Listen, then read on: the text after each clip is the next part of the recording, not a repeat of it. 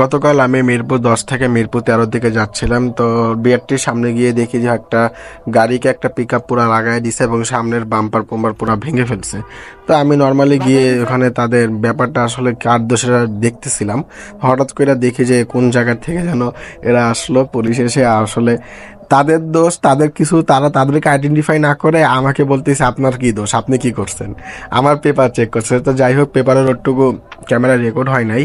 তো তারপর আমি ওর পেপারসগুলো দেখাইলাম, দেখানোর পরে আমি যেমনে পারি সেখানে কাইটা নিছি, বিকজ আমার যে পিছনের জন ছিল আমার ফ্রেন্ড বা আমার হাতি বন্ধু, ওর হেলমেট সহ কিচ্ছু ছিল না। তো আমরা মানে যত তাড়াতাড়ি যাইতে পারি তত তাড়াতাড়ি আমাদের জন্য ভালো।